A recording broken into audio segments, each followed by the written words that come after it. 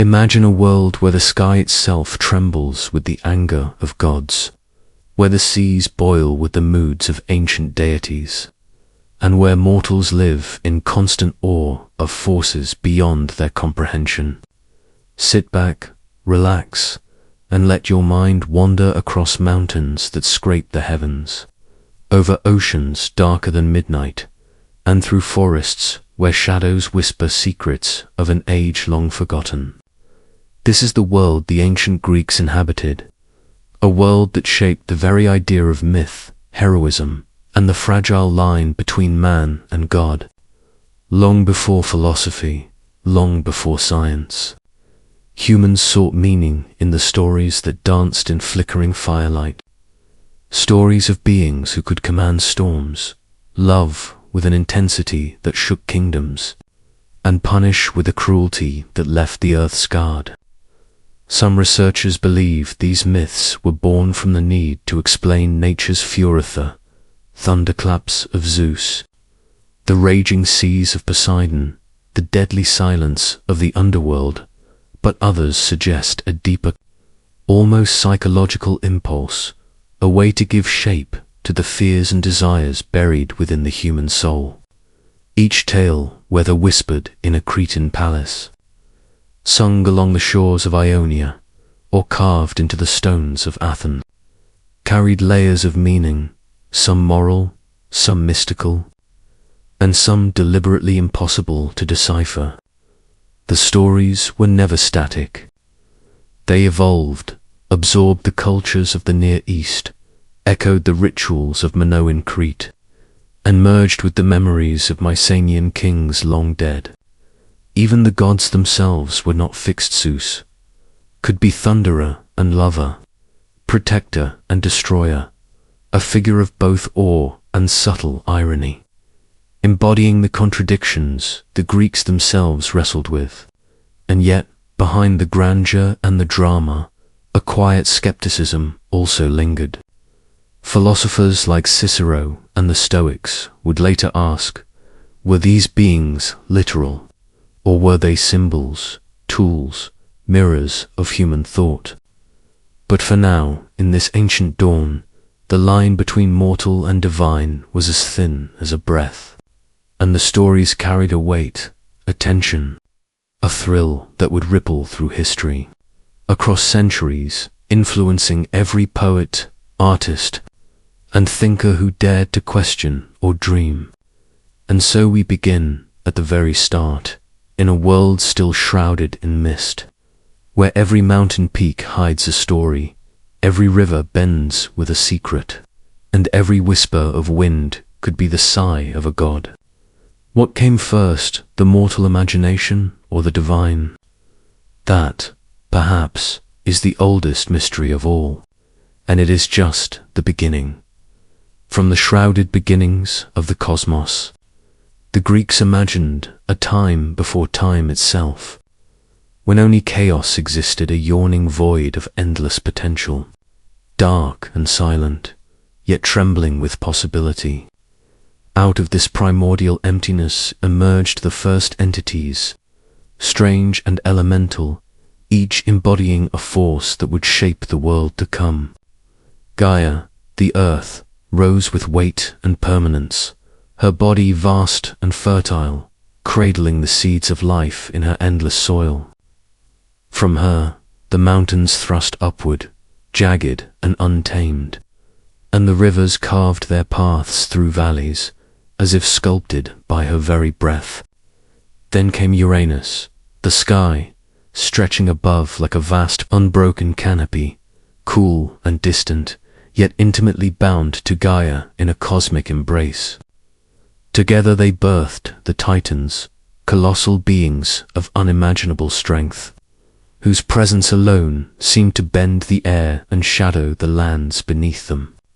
Some scholars suggest these early stories were attempts to personify the natural world, to make sense of its awe-inspiring power, while others see them as reflections of human fears and ambitions projected onto immortal bodies. Yet even in these earliest myths, the seeds of conflict were planted. Uranus, fearing the might of his children, imprisoned some within Gaia herself, and Gaia, in secret anguish, plotted rebellion. Cronus, the youngest Titan, would rise as the instrument of this cosmic upheaval, wielding a sickle forged from the night itself, and strike Uranus, casting him into the dark void of the heavens. This violent act was not merely a family quarrel. It set the tone for the generations to come.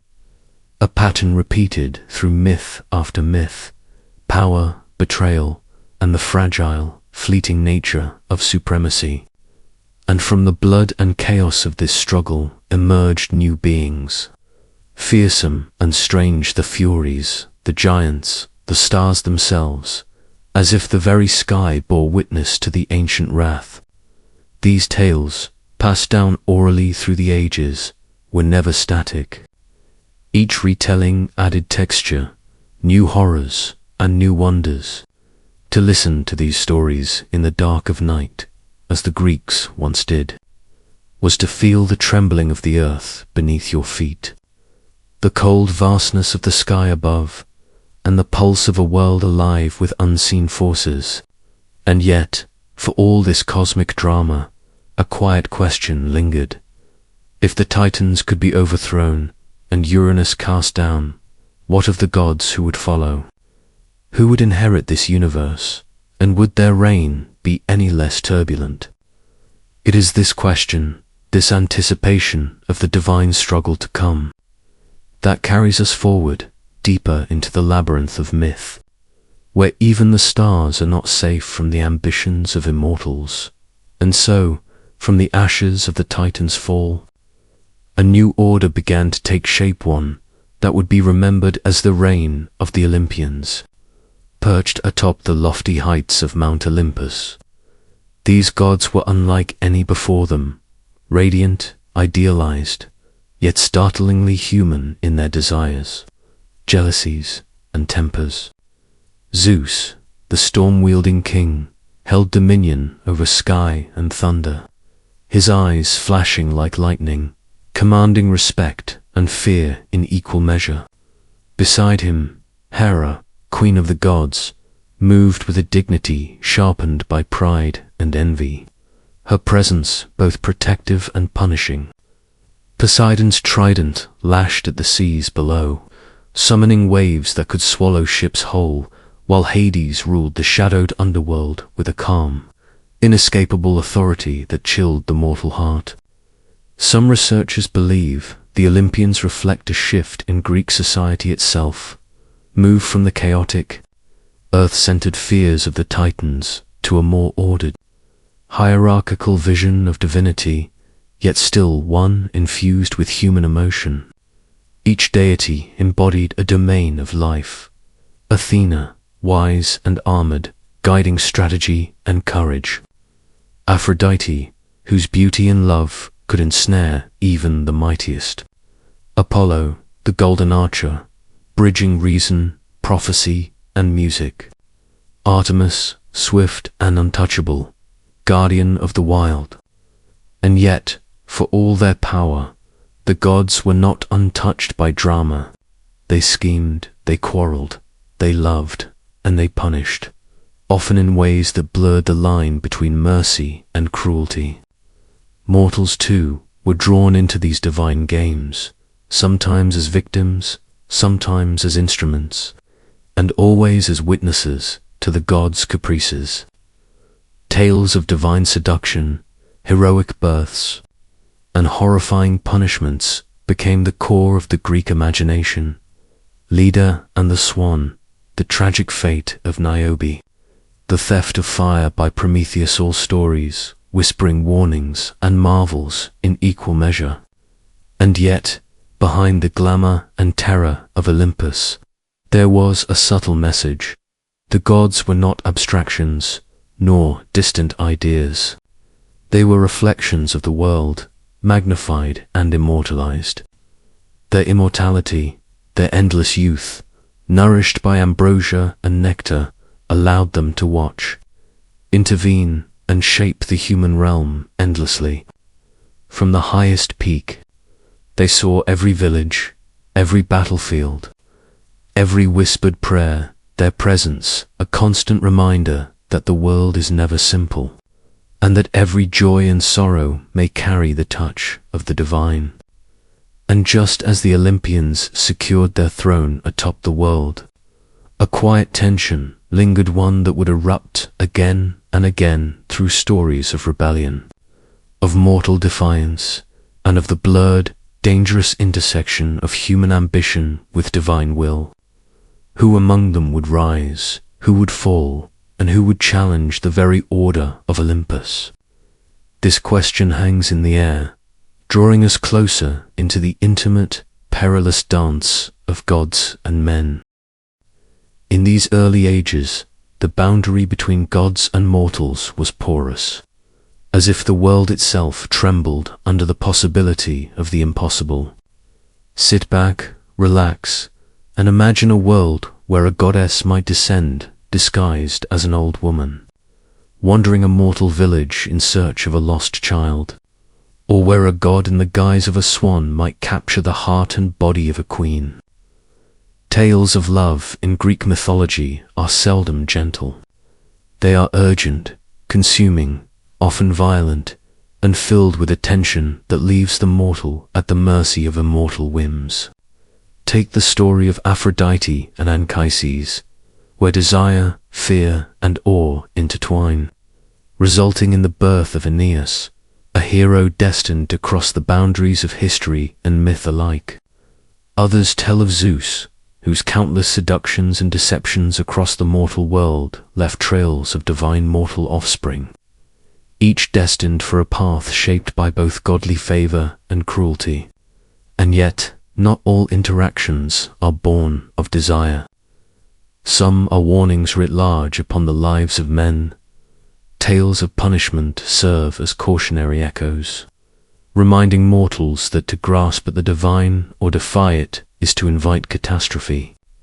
Prometheus, stealing fire to gift knowledge to humanity, defies Zeus' will, and yet the gift comes bound with agony, chained to a rock while an eagle feasts upon his liver daily. Lycaon tests the limits of godly patience, only to be transformed into a wolf, a living symbol of transgression. Even the nurturing Demeter, searching for her abducted daughter Persephone, brings famine upon the land in her grief, teaching mortals that sorrow and divine will are inexorably intertwined. The sensory details of these myths are striking. The heat of the sacrificial fire, the cold bite of chains on Prometheus, the golden radiance of a goddess's hair, the lush fields withering under Demeter's sorrow. And yet, there is beauty and wonder in this mingling. Music, poetry, and heroic deeds born of divine human unions enrich the world, offering glimpses of greatness that are impossible without the gods' interference. Some researchers suggest these stories reflect the human struggle to understand power, desire, and mortality, projecting the gods' perfection and caprice onto the world around them. Others argue they are allegories of natural forces, morality, and societal order, encoded in narratives designed to be repeated across generations. But no matter the interpretation, one truth remains. Mortals who encounter gods are forever changed, and the line between human triumph and tragedy is razor thin. And as these early tales unfold, a pattern emerges, a cycle of desire, transgression, and consequence that will echo through generations, shaping heroes, cities, and even the fate of empires, which mortals will rise to heroism, and which will fall prey to divine wrath. Next, we move to the heroic age, where legends of extraordinary men and women begin to take center stage. Now we enter the heroic age, a time when the mortal and divine converge in feats of astonishing strength, cunning, and courage. Picture a world where men are larger than life, where the clang of swords and the roar of monsters echo across valleys and seas, where a single human might wrestle a lion, barehanded, or outsmart a labyrinth, designed to confound the mind. Heracles, perhaps the most celebrated of them all, embodies this age, son of Zeus and Alcmene. His birth alone is fraught with portent, and his life a continuous series of trials that test both body and spirit. He is the man who wrestled the Nemean lion, its golden fur impervious to mortal weapons, who captured the monstrous Erymanthian boar, and who descended into the underworld itself to wrest Cerberus from Hades' grip. His club, his bow, the very sight of his unyielding muscles, these are symbols of a power both awe-inspiring and terrifying. But Heracles is not merely brute strength. He is a figure of complex morality, a solitary wanderer whose triumphs and tragedies reveal the tension between human agency and divine will. Alongside him, other heroes carve their legacies. Perseus, who beheads Medusa, the Gorgon whose gaze turns men to stone, navigating a world where magic, monstrosity, and the gods' favor intersect with mortal ingenuity. Bellerophon mounted upon the winged Pegasus, who confronts the fiery Chimera, blending skill, courage, and a touch of hubris. These stories share patterns, solitary quests, encounters with fantastical creatures, and the ever-present shadow of divine interference. The textures of these myths are vivid, the metallic ring of armor, the glint of a sword under sunlit skies, the hiss of a serpent, the wings of Pegasus beating the air like a drum. Each tale, while thrilling, also carries a lesson. Heroes are bound by fate as much as by choice, their victories and failures echoing through generations. Researchers suggest these myths served as blueprints for idealized human conduct, allegories for moral and social order, or as metaphors for natural phenomena dramatized into narratives of courage and disaster.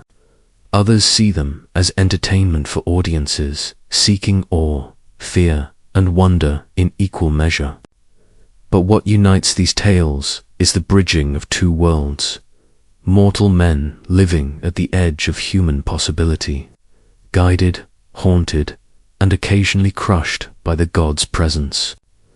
The heroic age lays the groundwork for the legendary expeditions and dynastic sagas that follow, setting the stage for collective journeys that surpass individual heroism.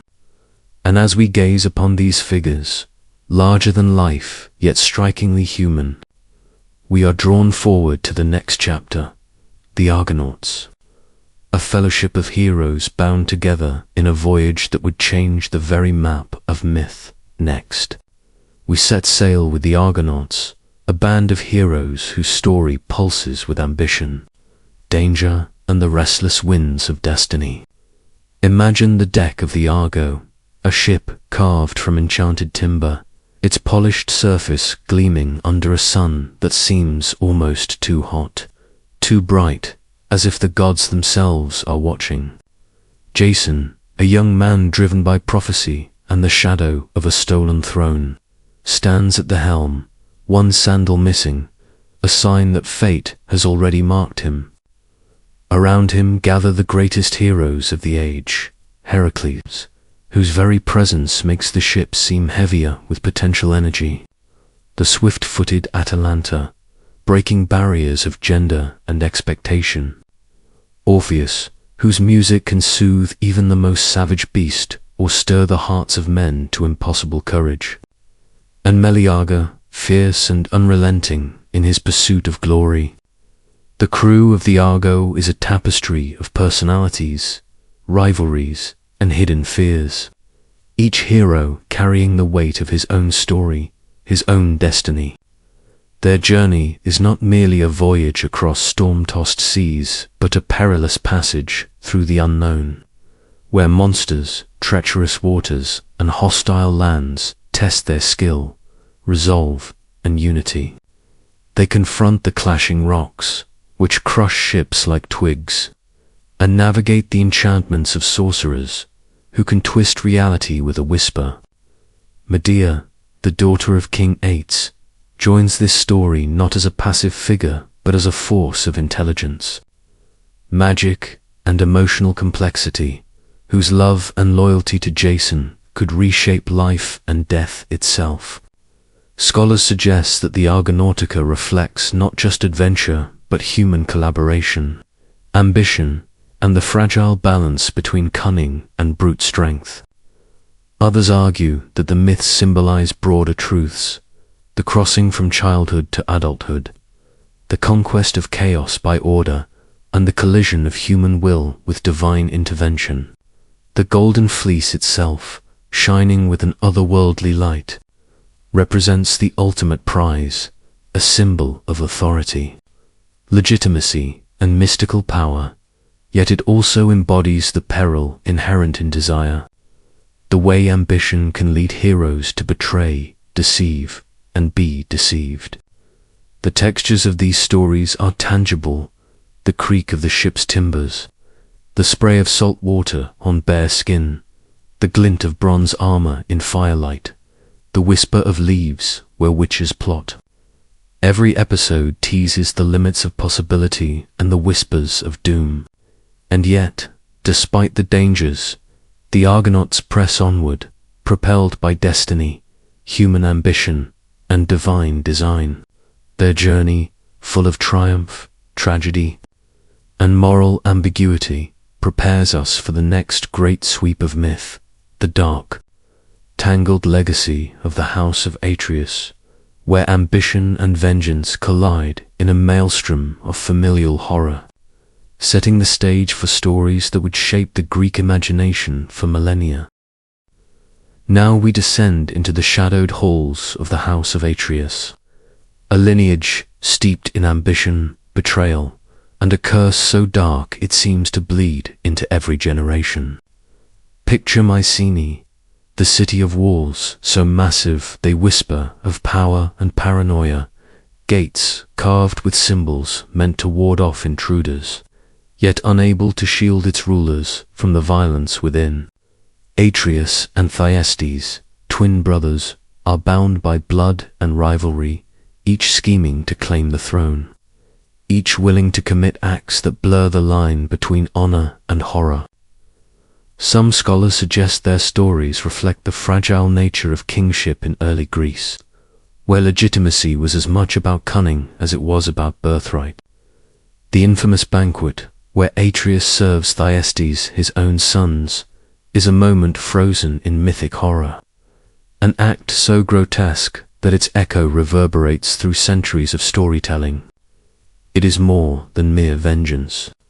It is a warning etched in blood.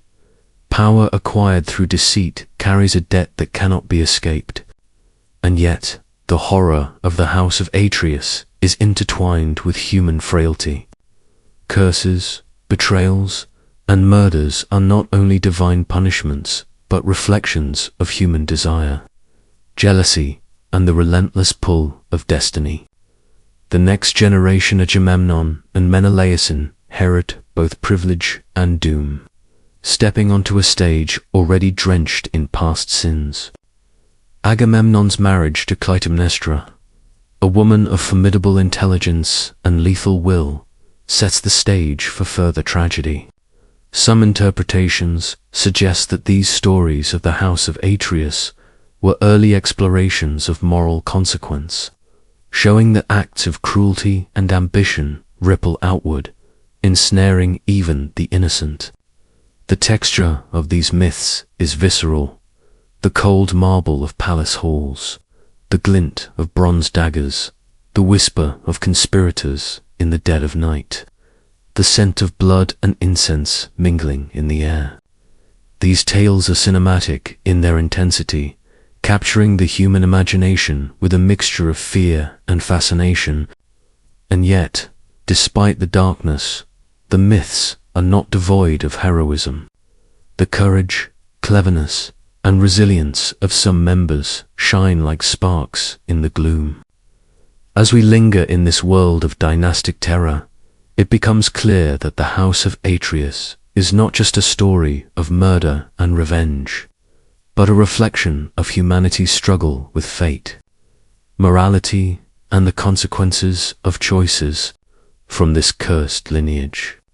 The stage is set for the ultimate convergence of heroism and catastrophe, the Trojan War, where gods, men, and the inexorable pull of destiny collide in ways that would echo across millennia and shape the very foundation of Greek myth. Now, we arrive at the thunderous clash of the Trojan War, a saga that pulses with both divine intervention and human ambition, a conflict that would etch itself into the very soul of Greek storytelling.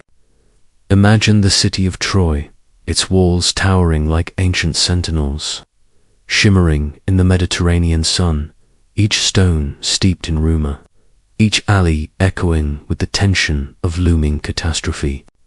The war begins not with swords drawn, but with a golden apple, cast into the gathering of goddesses, inscribed with the words for the fairest. Eris, the goddess of discord, smiles at the chaos she will unleash, and from this seemingly small act, a chain of events spirals toward catastrophe. Paris, the Trojan prince, is tasked with judging beauty among Athena, Hera, and Aphrodite, a decision that intertwines divine desires with mortal fate. Aphrodite's promise of Helen, the most beautiful woman in the world, sets Paris on a journey that will ignite a war spanning a decade. Scholars suggest that the myth of Troy reflects not only historical tensions in the Aegean, but also timeless human themes: honor, jealousy, pride, and the relentless pursuit of desire.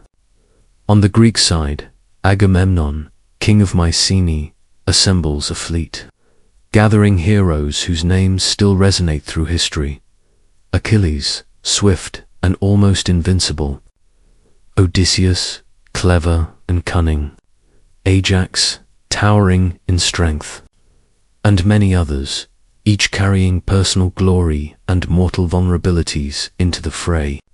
The clash is brutal, a tapestry of blood, strategy, and divine meddling. Gods take sides, Athena guides, Apollo strikes, Hera schemes, blurring the lines between human action and celestial design. The Iliad captures the grief and rage, the intimate human tragedies, the death of Patroclus, Achilles' unquenchable fury, Hector's noble defense of his city, and Priam's desperate grief.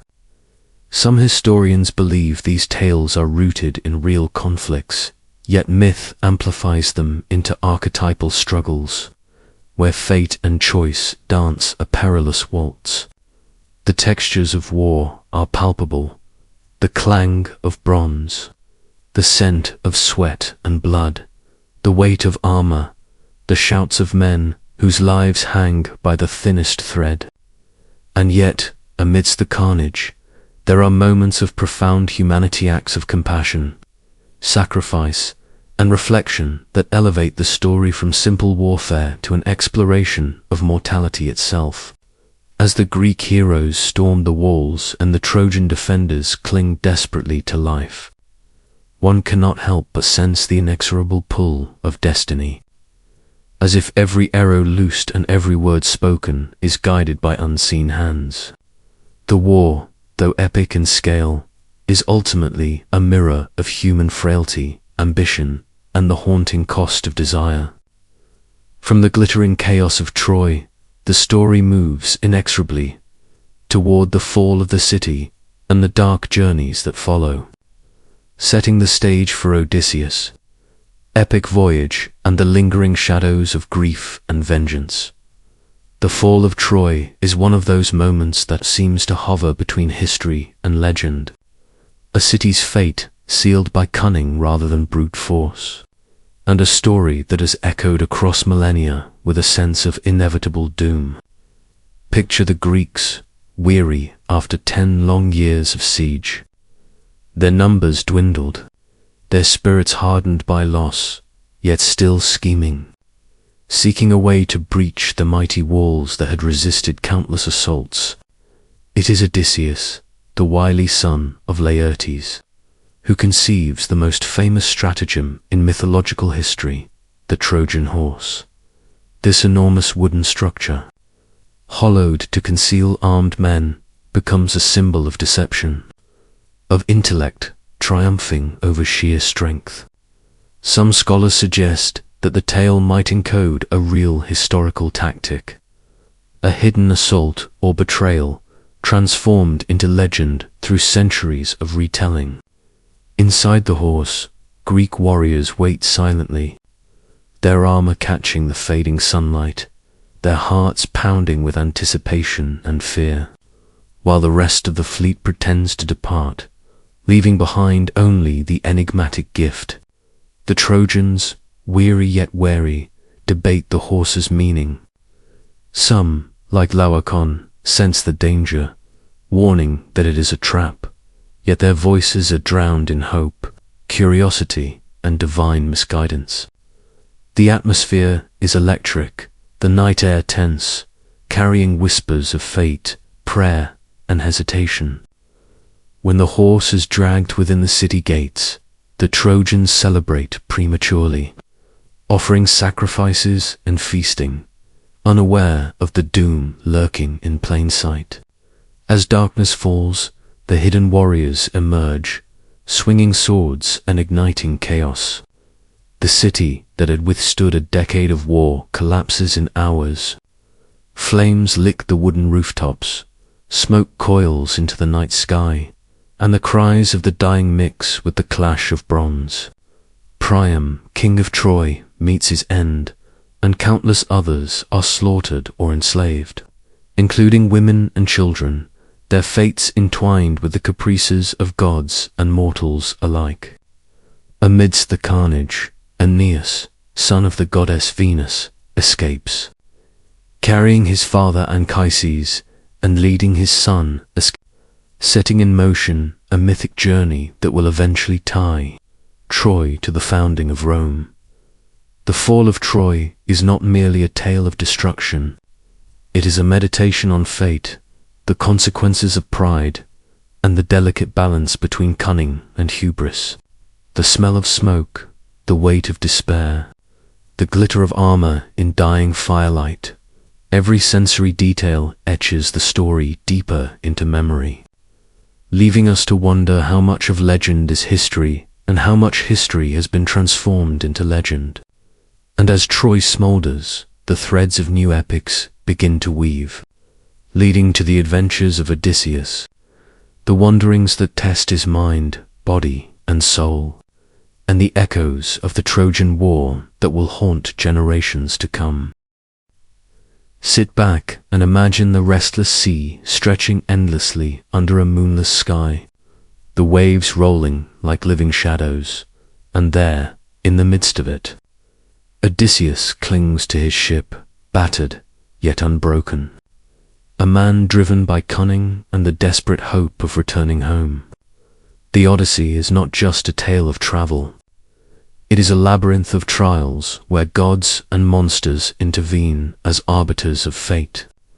Some scholars suggest that the episodes, though fantastical, may encode real seafaring hazards of the ancient Mediterranean, the whirlpools, reefs, and unpredictable storms that could doom any crew.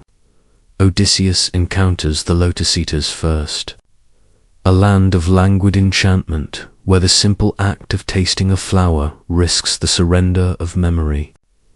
Ambition and identity, a metaphor perhaps for the seductive dangers of forgetting one's purpose. Then come the Cyclopes, towering, monstrous, and terrifying in their solitary brutality. Polyphemus, with his single glaring eye, embodies a primal threat, a force of nature untempered by human law or divine mercy. And Odysseus must rely not on strength, but on wit, offering a false name, nobody, and a clever escape that leaves both monster and audience breathless. The journey continues through realms both eerie and sacred. Aeolus' island of winds, where fortune can shift with a single misstep. Circe's hall of enchantments, where men are transformed into beasts. The haunting shores of the sirens, whose song promises knowledge and doom intertwined, challenging Odysseus to navigate desire and danger simultaneously. Some researchers interpret these episodes as allegories of human psychology, the struggle with temptation, the confrontation with mortality, and the resilience of intellect. The atmosphere is thick with suspense, a mixture of divine caprice and mortal ingenuity. And through it all, Odysseus' thoughts never leave Ithaca. Never leave Penelope, the faithful wife, waiting, embroidering her own silent struggle of patience and cunning. Even in the underworld, where shades of the dead whisper secrets of the past and the future, he learns that knowledge is power, yet not enough to escape fate entirely. Each island, each monster, each god is a test, a reflection of the human condition amplified by mythic imagination. The Odyssey is a slow, tortuous weave of suspense, curiosity, and anticipation, a journey where time stretches and contracts, and danger can spring from both the known and the unseen. As Odysseus approaches home, we sense the tension of accumulated years, the weight of trials that have shaped him into a hero not only of strength, but of mind, courage, and endurance. And yet, even as Ithaca rises on the horizon, the question lingers: what will await him there after decades of war, wandering, and divine interference? The first glimpse of Ithaca after years of relentless wandering is not a quiet relief, but a tense prelude to confrontation, a place transformed both by time and the absence of its master. Odysseus arrives in secret, disguised by Athena's divine hand. His once familiar home now crowded with suitors who have overstepped every boundary of decency, feasting, drinking, and plotting to claim Penelope as their own. The air is thick with tension, the sounds of laughter and clinking cups masking the danger that is about to unfold.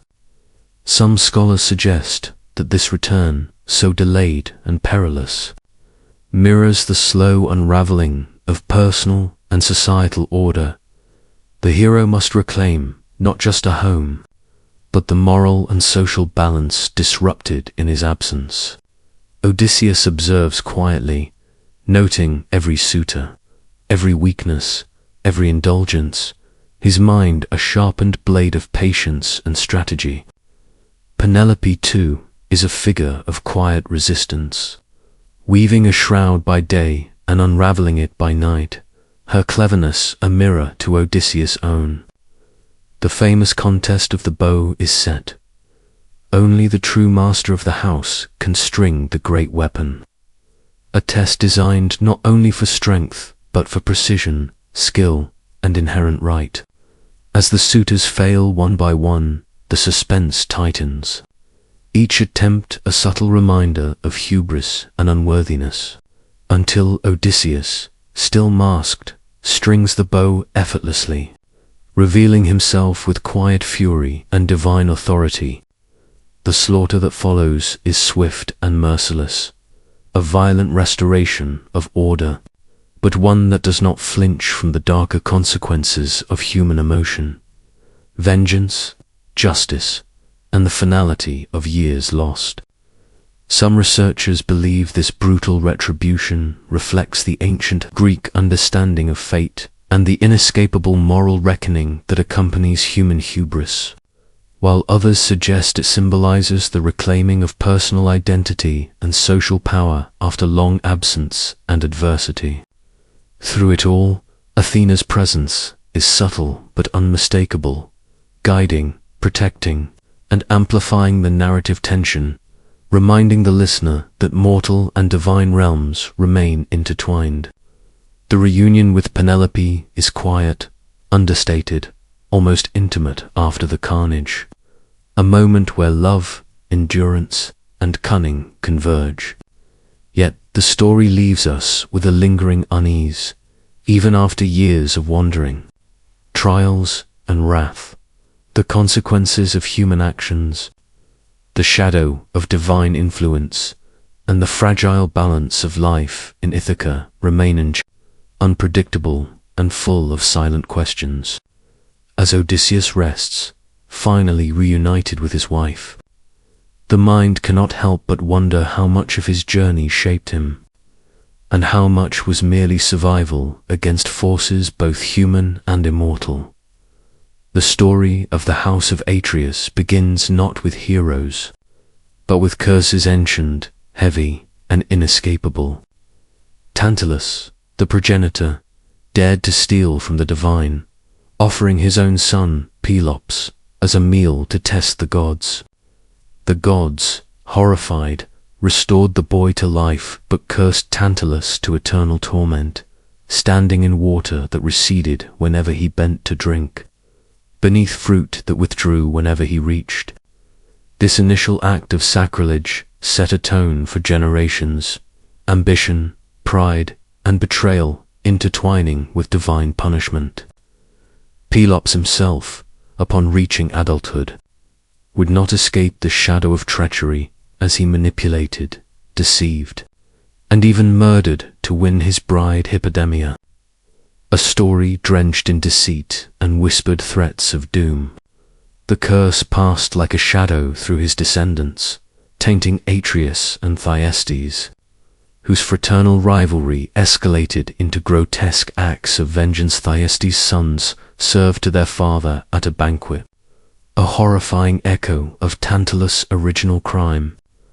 Scholars suggest these stories were less about morality in a conventional sense and more about the inescapable weight of fate, the relentless cycles of familial destruction, and the psychological landscapes of guilt and retribution. As generations advanced, the tragedies compounded. Atreus' children, Agamemnon and Menelaus, inherited both power and the persistent shadow of their lineage. Setting the stage for the Trojan War, Agamemnon's return from Troy would carry this curse forward in the murder of his wife, Clytemnestra, by their son Orestes, a story that intertwines justice, revenge, and the intervention of the gods, blurring the lines between human agency and divine mandate. The House of Atreus presents a world in which familial ambition and pride are entangled with inevitability, where the moral compass is constantly tested, and where choices, no matter how well ripple outward with devastating consequences. Some researchers believe these myths reflect an early Greek understanding of human psychology, exploring themes of guilt, inheritance, and the societal pressures of lineage and kingship. Others suggest the stories served as cautionary tales, embedding cultural warnings about excess, hubris, and vengeance within narratives that were both thrilling and terrifying. Yet, despite the darkness, there is a strange fascination in the meticulous weaving of fate and crime, the way these characters are bound to their ancestry, and the recurring whispers of divine observation, as if Olympus itself watches, waits, and occasionally intervenes. The tale of the House of Atreus does not conclude with resolution, but rather leaves a lingering tension. The cycle of sin and retribution continues, stretching across generations, hinting at a universe where justice is inevitable, yet never simple. The city of Thebes rises in Greek myth, not as a quiet town, but as a stage for fate's cruelest performances, where prophecy and human ambition collide with devastating precision. It begins with Cadmus, a prince exiled from Phoenicia, who follows the enigmatic guidance of the gods to found the city, sowing dragon's teeth into the earth that sprout fully armed warriors. A chilling reminder that creation and violence are inseparable in this mythic world. The city is immediately marked by both divine favor and inevitable curse, as every act of power seems to awaken the gods' attention. Generations later, the house of Labdacus becomes central, giving rise to Laius, whose attempt to defy prophecy by abandoning his son Oedipus ironically ensures its fulfillment. Oedipus grows unaware of his destiny, only to encounter the chilling intersection of fate and choice, solving the Sphinx's riddle, becoming king and yet unknowingly killing his father and marrying his mother. Scholars often debate whether the tragedy of Oedipus reflects human hubris, divine manipulation, or the inevitability of fate itself. And perhaps it is all three, entwined with the dark elegance of Greek narrative. As the story continues, the city becomes a magnet for calamity. The seven against Thebes, warriors drawn by destiny and vengeance, clash in a cycle of death and despair, where brother fights brother and kings fall in violent repetition. Some researchers suggest that these myths, like the House of Athena, explore the psychology of guilt, identity, and the inescapable consequences of actions, while others propose that they functioned as ritualized warnings about civic responsibility, kingship, and divine law. The atmosphere of Thebes is one of foreboding. The streets echo with whispered omens. The walls seem to hold memory, and the shadow of the gods lingers over every act of ambition or betrayal. The Theban myths also serve to blur the line between heroism and tragedy. Figures like Antigone defy authority for moral conviction, yet their choices often lead to suffering, raising questions about justice, loyalty, and the cost of human resistance to divine decree. Even minor characters, from seers to servants, carry a weight of inevitability, as if the city itself enforces a moral geometry beyond human comprehension. Through these stories, Thebes becomes more than a backdrop, is a living participant in the drama, its fate entwined with the characters and the gods themselves. And just as Oedipus' truth is revealed in horror, the city's tragedies hint at an enduring question.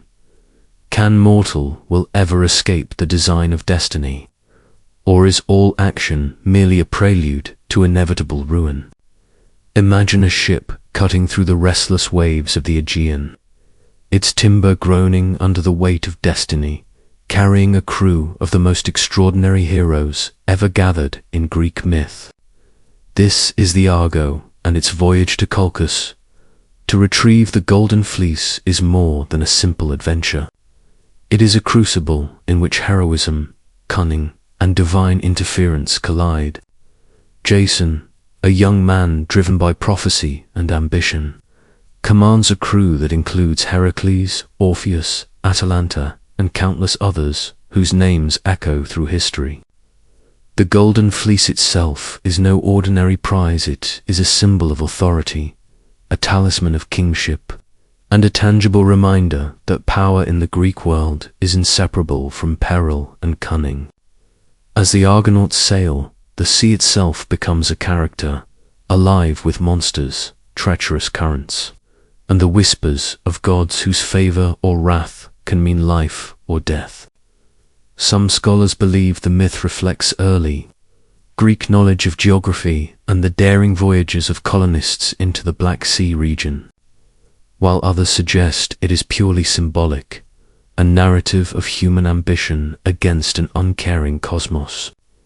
Along the way, the crew encounters the harpies that plague the blind prophet Phineas, the clashing rocks whose passage tests their skill and nerve, and Medea, a figure of beauty, magic, and deadly loyalty, whose presence will both secure and endanger their mission.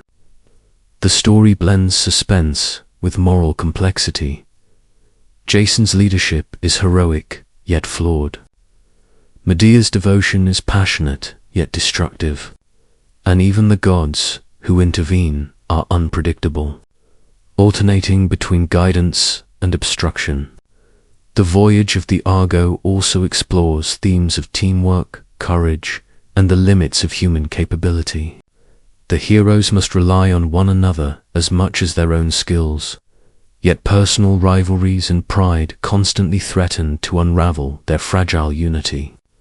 When they finally reach Colchis, the fleece itself, guarded by a sleepless dragon, becomes the ultimate test of cunning, bravery, and perhaps moral compromise, as Jason enlists Medea's supernatural aid to seize it.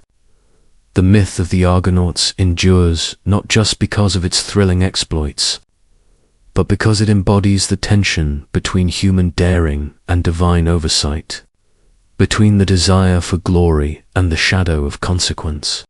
As the Argo sails home, pursued by wrath, betrayal, and the consequences of their choices, one cannot help but wonder, is heroism defined by the conquest of challenges, or by survival in a world where every victory carries a hidden cost?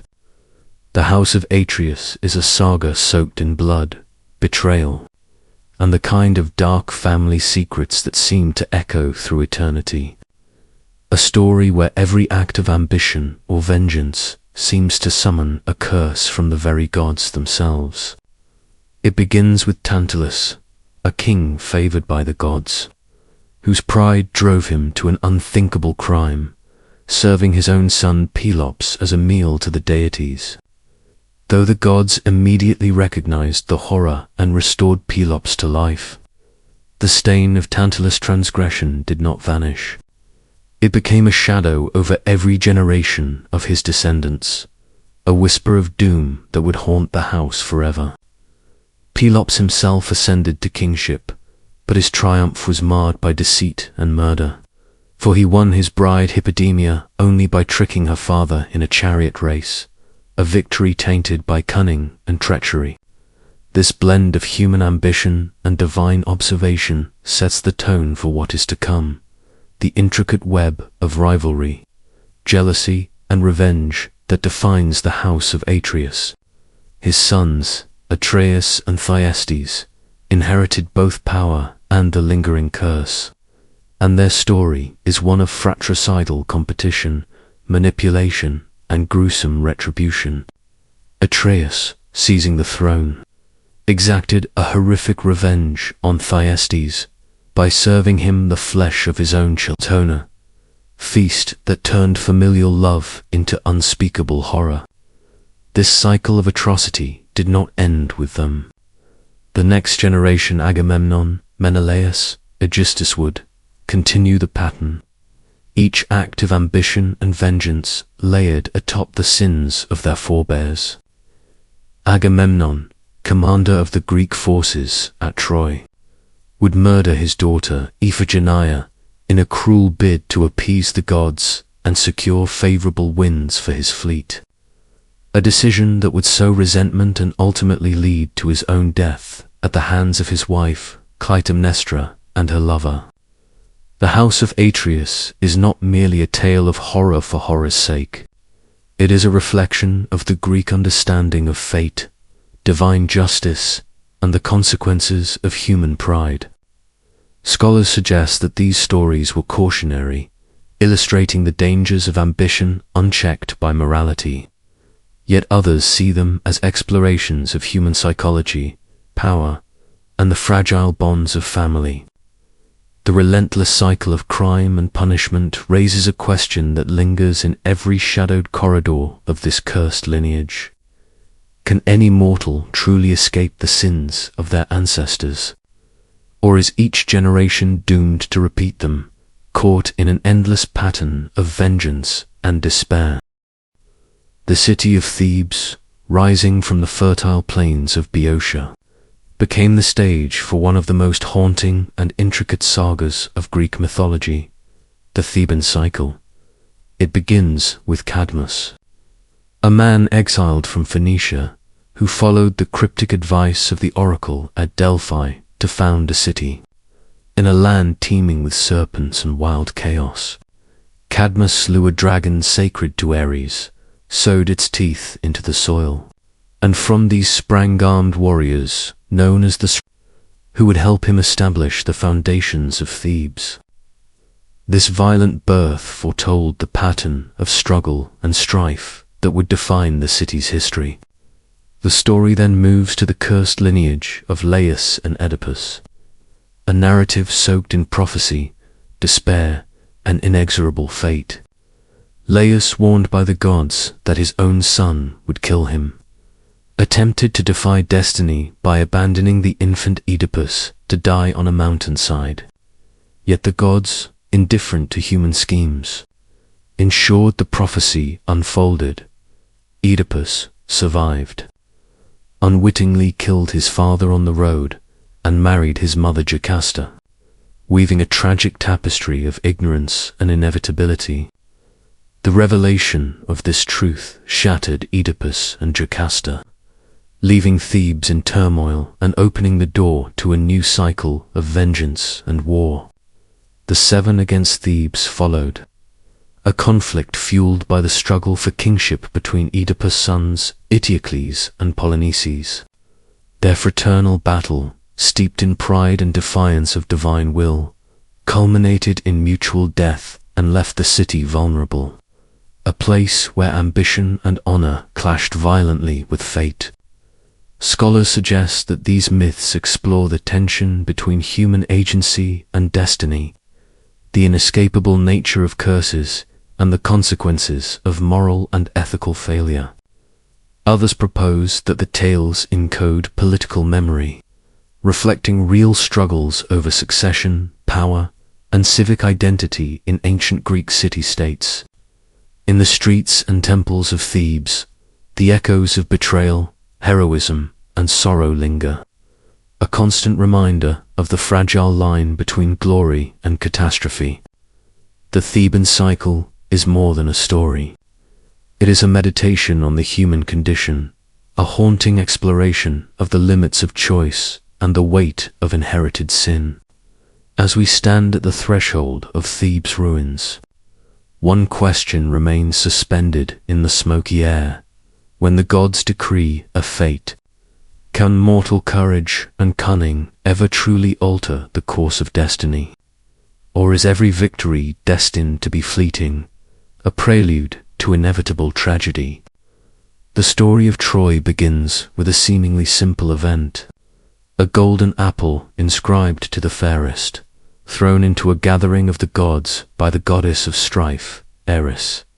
This small, gleaming object sparked a chain reaction that would culminate in one of the most famous wars in all of mythology. Paris, a prince of Troy, was chosen to judge which goddess Hera, Athena, or Aphrodite was the fairest. Each offered him tantalizing bribes, power, wisdom, or the love of the most beautiful woman in the world. Paris chose Aphrodite, setting the stage for the abduction of Helen, queen of Sparta, whose face would launch 1,000 ships. The Greek kings and heroes, bound by oaths and honor, assembled a massive fleet to retrieve her, led by Agamemnon, brother of Helen's husband Menelaus. As the ships sailed across the Aegean, the gods themselves were drawn into the conflict, each favoring different sides, turning the war into a cosmic chess game of wrath, loyalty, and vengeance. Among the mortals, heroes emerged with superhuman prowess and tragic flaws. Achilles, nearly invincible save for his heel, burned with rage and pride. Hector, the noble defender of Troy, faced the inevitability of death with courage that would echo through generations. Battles raged on the plains outside the city, swords clashing with shields, war cries mingling with the wails of the fallen. Stories of cunning and deception also punctuated the conflict. The clever Odysseus conceived the plan of the Trojan horse, a wooden trap that would allow Greek soldiers to enter the impregnable city. Inside Troy's walls, the doomed city held its breath, unaware that this gift of peace was a harbinger of destruction. Scholars suggest that the Trojan war myths encode memories of real conflicts in the late Bronze Age, perhaps reflecting the struggles between Mycenaean Greeks and Anatolian peoples. Others see the tales as morality plays, exploring themes of honor, wrath, loyalty, and the devastating consequences of desire and pride. In art, poetry, and song, the war's heroes and tragedies were immortalized, their deeds both instructive and cautionary. And yet, for all the valor and cunning, the outcome remained inevitable. Troy fell, its streets littered with the bodies of princes and peasants alike, and survivors were scattered, enslaved, or left to wander. Even centuries later, the question lingers in the echoes of Homer's verses, when human ambition and divine will collide. Can any city or salt really escape the inexorable march of fate? Or is destruction written in the stars, waiting patiently for the moment to descend? The war was over, but the echoes of Troy's fall reverberated far beyond the burning walls and shattered gates. For the Greek heroes, victory did not bring peace, only new trials that would test their cunning, endurance, and very sanity. Agamemnon, victorious yet burdened by arrogance, sailed home to Mycenae, only to be greeted by betrayal and murder at the hands of his wife, Clytemnestra, and her lover, Aegisthus. The palace, once a symbol of power and order, became a tomb of deceit and vengeance, a reminder that even kings are vulnerable to the twists of fate.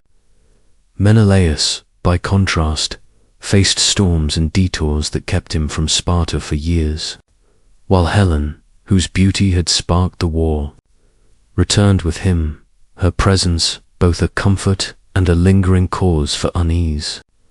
Odysseus, cleverest of them all, endured a decade-long journey home that would become the Odyssey, a tale of cunning, endurance, and the wrath of gods. His ship was tossed on waves, stirred by Poseidon, winds guided by Iliad, and monsters lurking in shadowed Scylla with her snapping heads.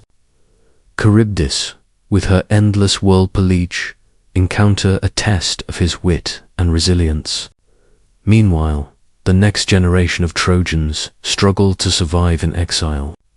Aeneas, guided by prophecy and the favor of some gods, wandered toward Italy, carrying the remnants of a lost city in his heart, destined to lay the foundation for Rome. These stories, stitched together by poets and bards, transformed war into legend, suffering into myth, and human experience into enduring narratives that would shape civilizations.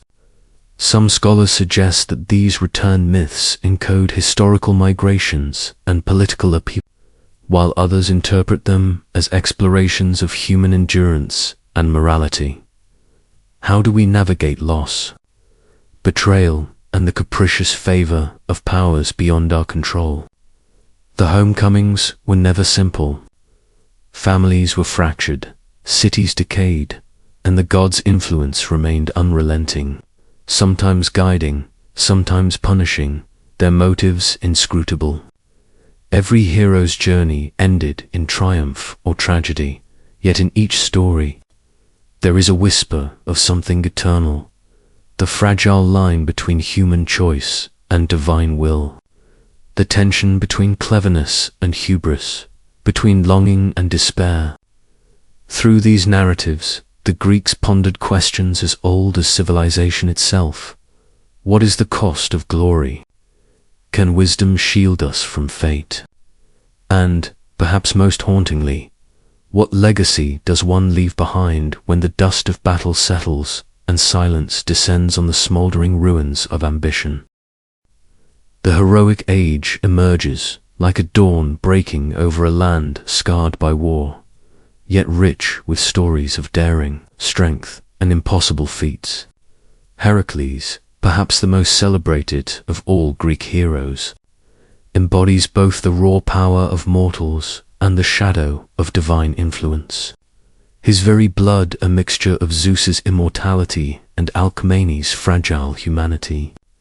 Some researchers suggest that Heracles may have been inspired by an actual chieftain or warrior, whose deeds were magnified by generations of storytelling, while others see him as an allegorical figure, a personification of the sun's passage or the triumph of strength and courage over chaos.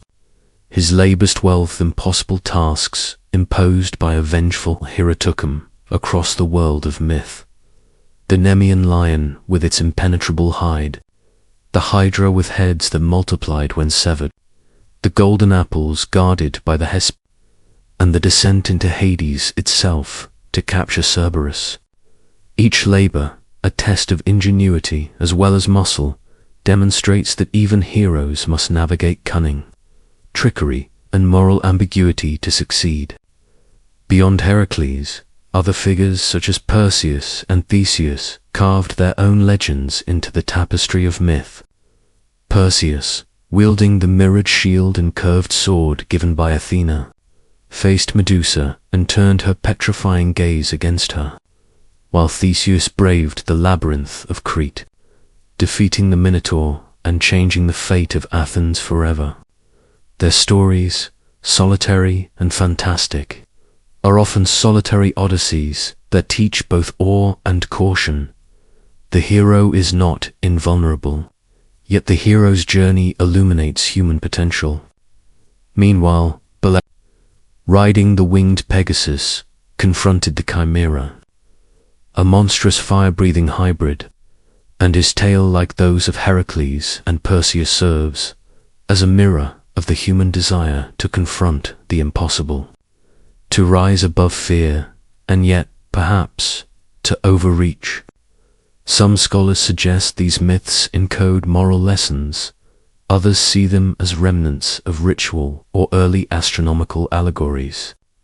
Each hero's tale is threaded with encounters that blur the line between human, divine, and monstrous, reminding us that heroism carries as much risk as reward.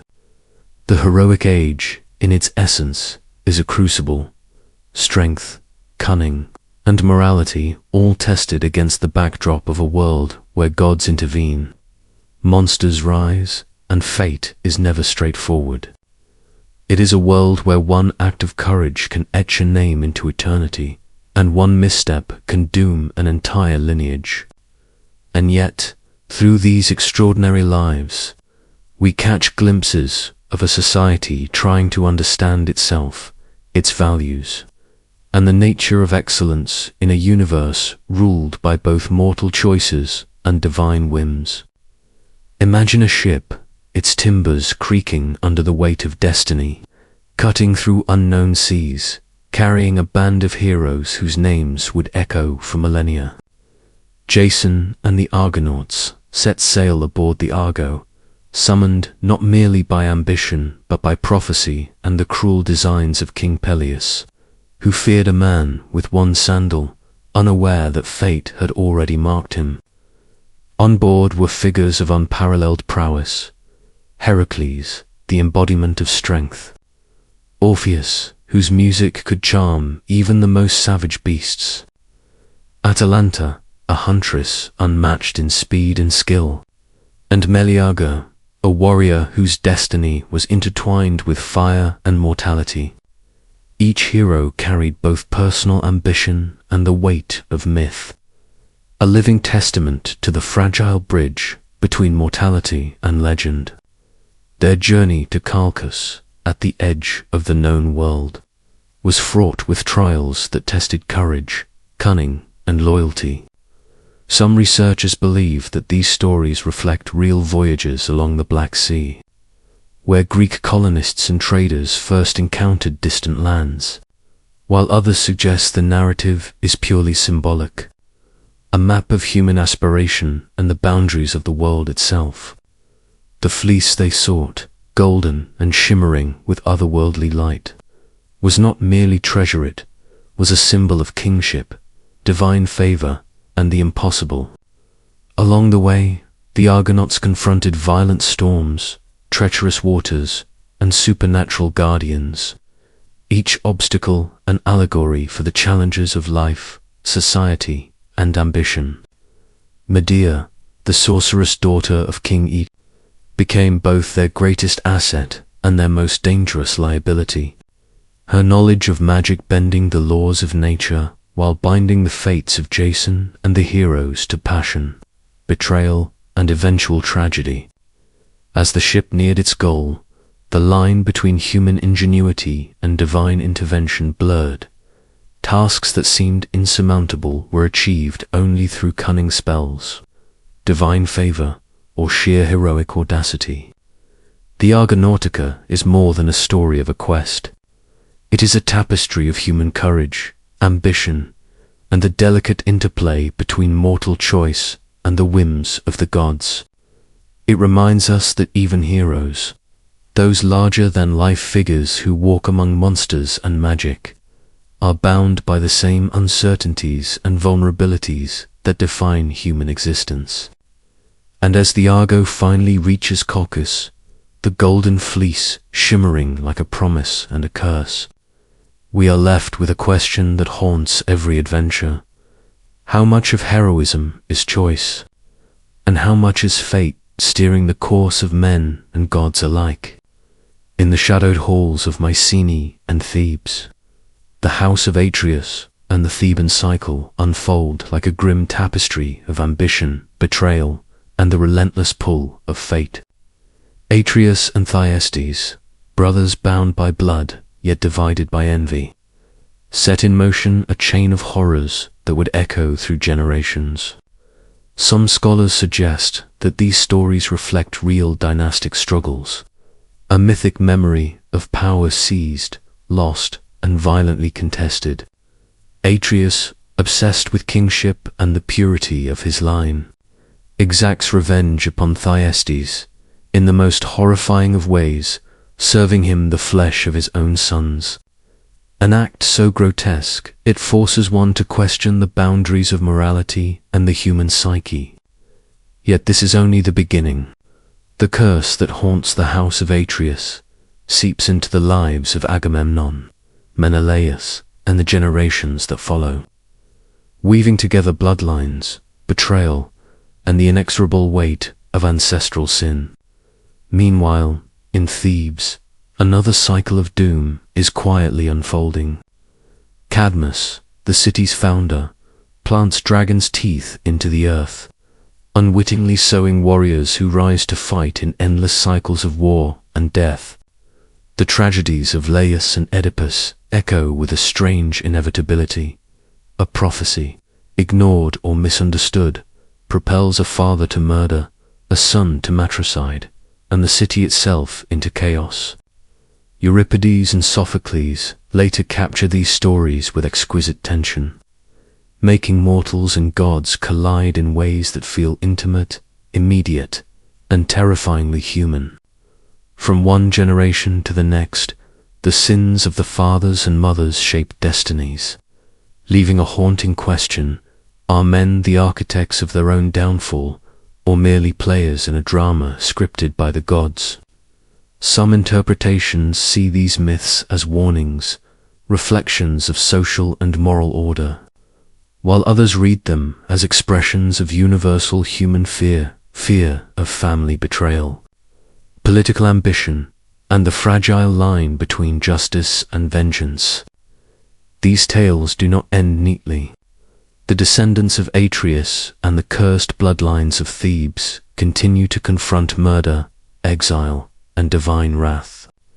Each character is at once heroic and tragic, capable of great courage and monstrous acts. And in every whispered story, in every ominous prophecy, there is a sense that human ambition and divine interference are locked in eternal struggle. As we turn the page of this dark chapter, one question lingers. When a family is cursed by its own deeds, can anyone truly escape, or are we all doomed to repeat the patterns of the past? The winds of destiny carry us now to the city of Troy, a place suspended between myth and memory, where the stage is set for the war that will echo through eternity. the seeds of conflict are sown in a seemingly simple moment, a golden apple, inscribed for the fairest, tossed by the goddess Eris into a divine gathering. What appears as a trivial contest among goddesses spirals into a cataclysm that entwines mortals and immortals alike.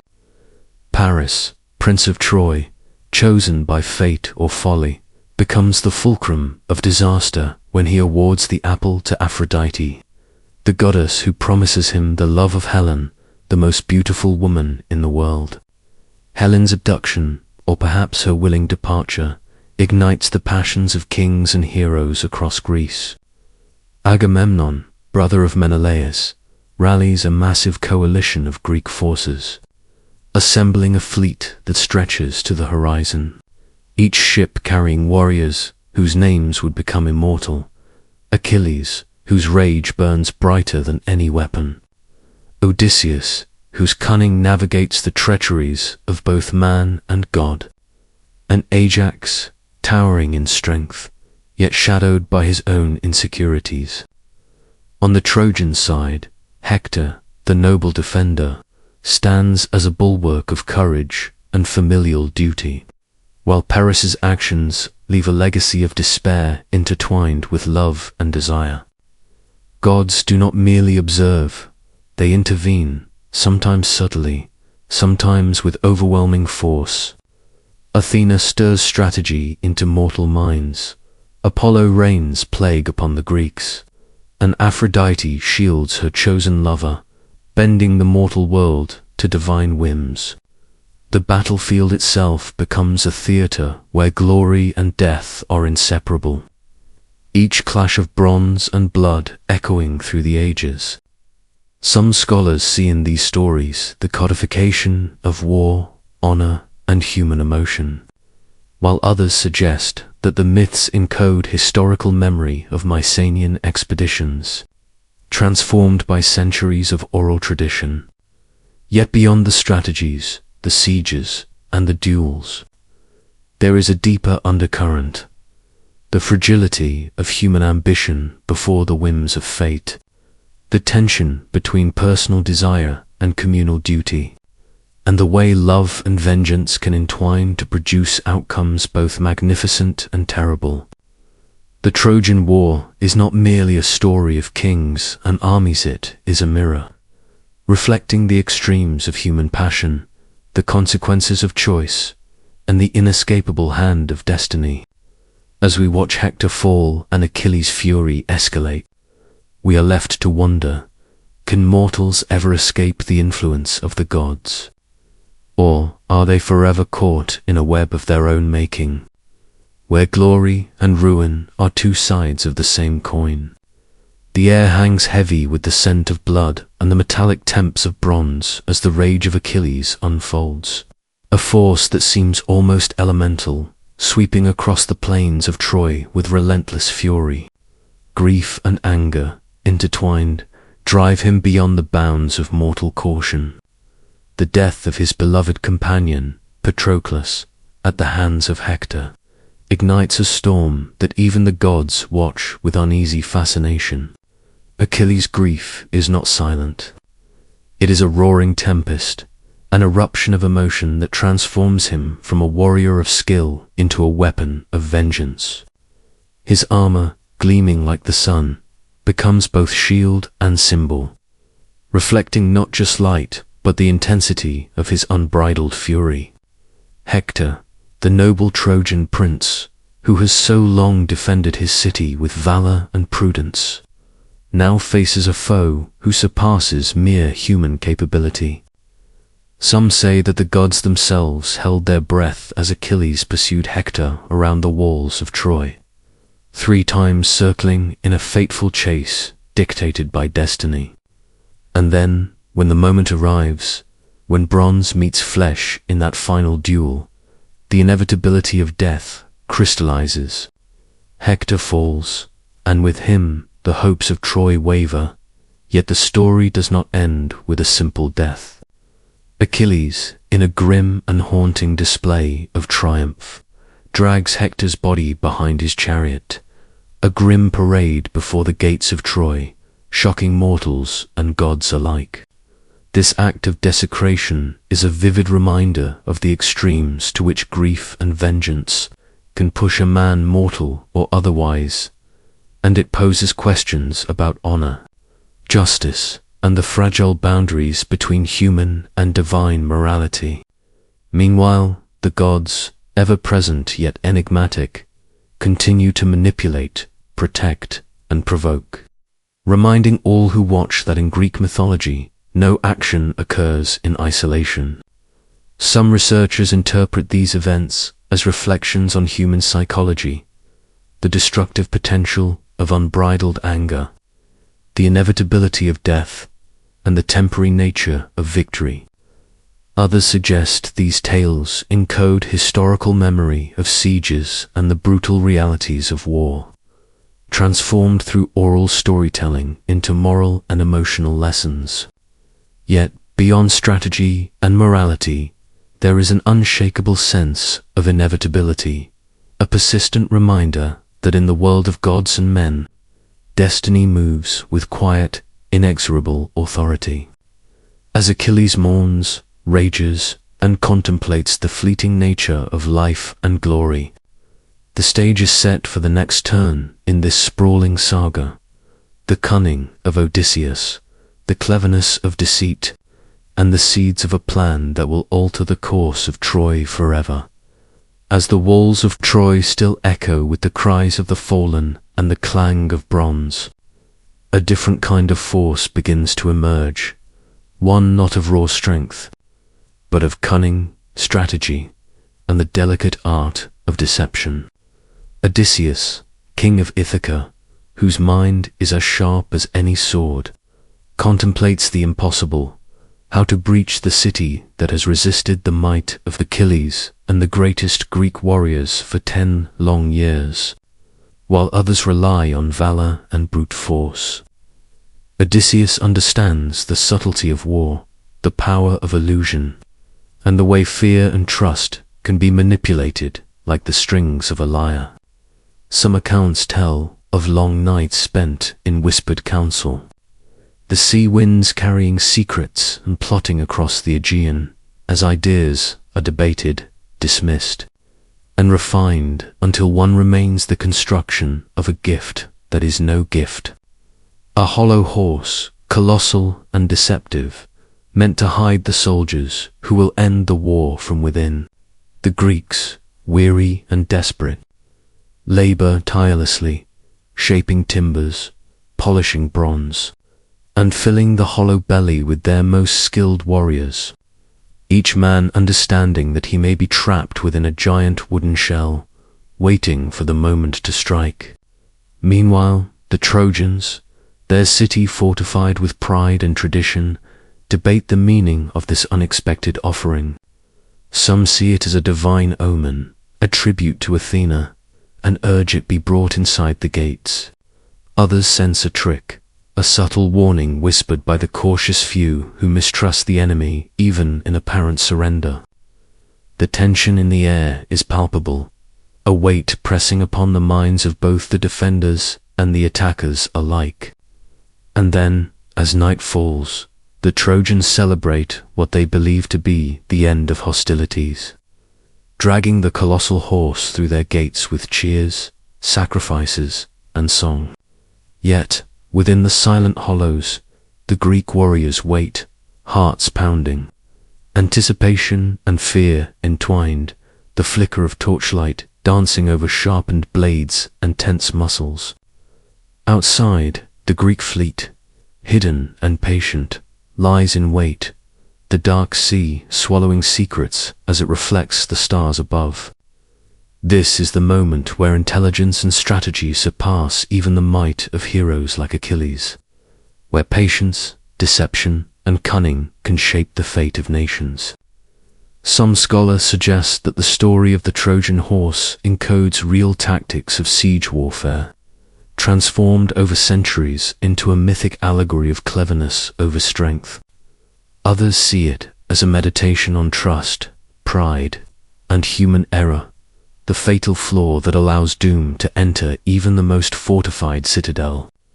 As the night deepens and silence cloaks the city, the stage is set for a conclusion that will echo through history, the fall of Troy itself, an event of fire, blood, and irrevocable consequence, but not yet the end of the stories that swirl around its ruins.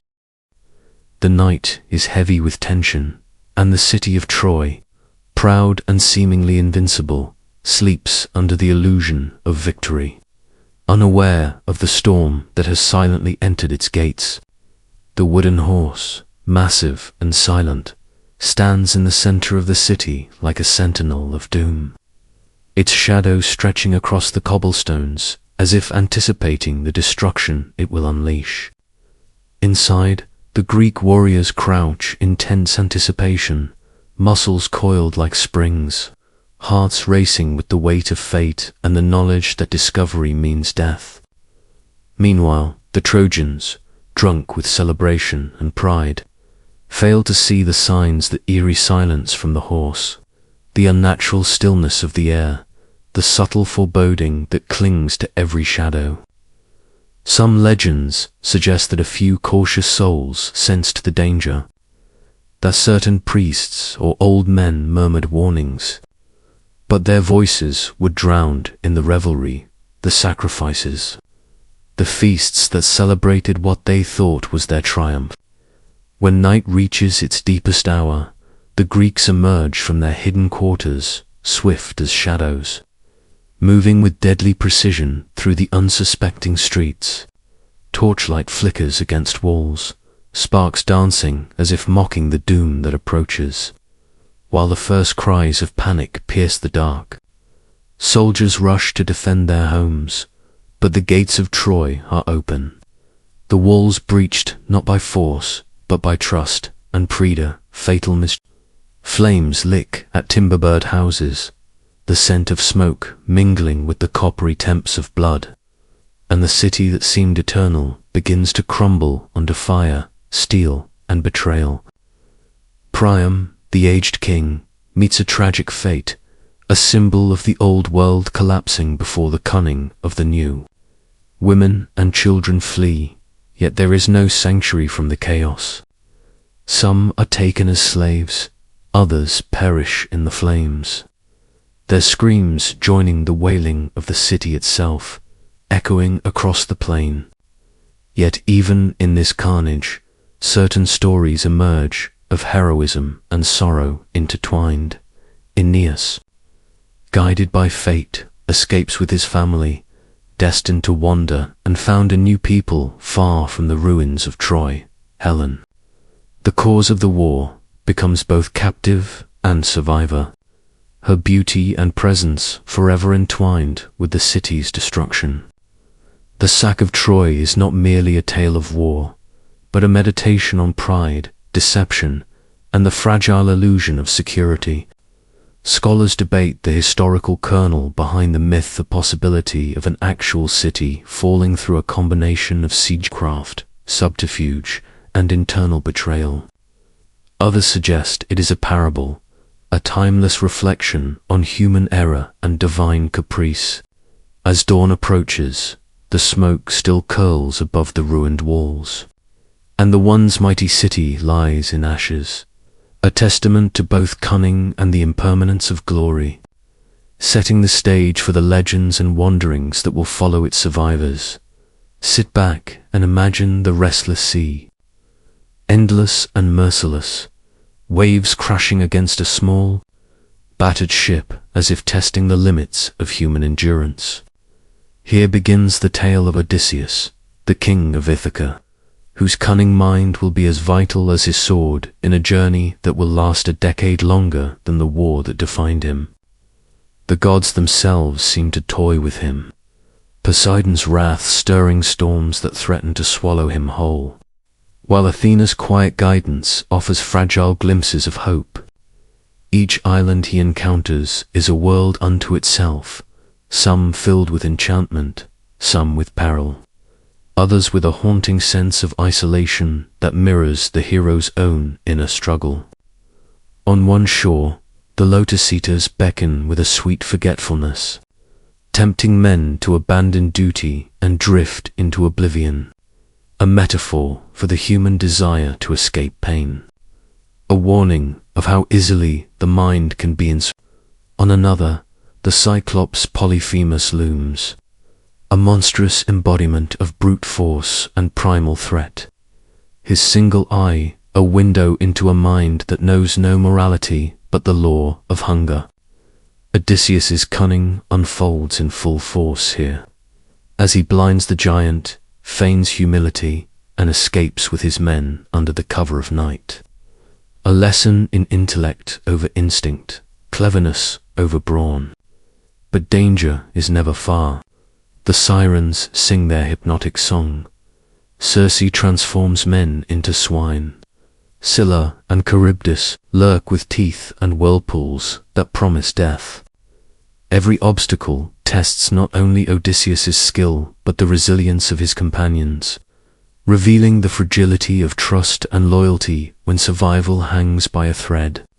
And yet, the hero persists, driven by an obsession both noble and obsessive, to return home, to reclaim his place, his family, and his throne. Parallel to this, the young Trojan prince Aeneas embarks on a divinely ordained exile, a journey that intertwines destiny and piety. Fleeing the smouldering ruins of Troy, he carries not only his household gods, but the weight of a people yet unborn, a city yet to rise. Through storms, battles, and divine interventions, Aeneas's path is shaped by both chance and cosmic design, blending personal desire with a larger purpose. His story, preserved in the epic lines of the Aeneid, becomes a bridge between the fallen world of Troy and the future grandeur of Rome. A narrative where heroism is inseparable from destiny, and human endeavor constantly intersects with divine will. Both Odysseus and Aeneas reveal the Greek fascination with journey as transformation, with adventure as reflection, and with the subtle interplay between mortal courage and immortal influence. Their wanderings teach us that the path of a hero is never straightforward, that survival is both a physical and spiritual test, and that the greatest stories arise where human determination collides with the unpredictable whims of gods and fate. Picture the jagged cliffs of Syrphos, wind whipping across barren rock, waves smashing against the shore with relentless fury, and there stands Perseus, a young hero whose life has already been shaped by prophecy and peril. Born of Dano, imprisoned by her father, Acrisius, in a chest cast into the sea, Perseus emerges as if fate itself had carved a path for him.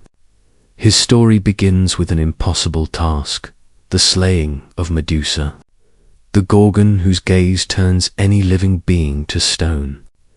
A creature both horrifying and mesmerizing, with serpents writhing where hair should be, her eyes glinting with a lethal, otherworldly light.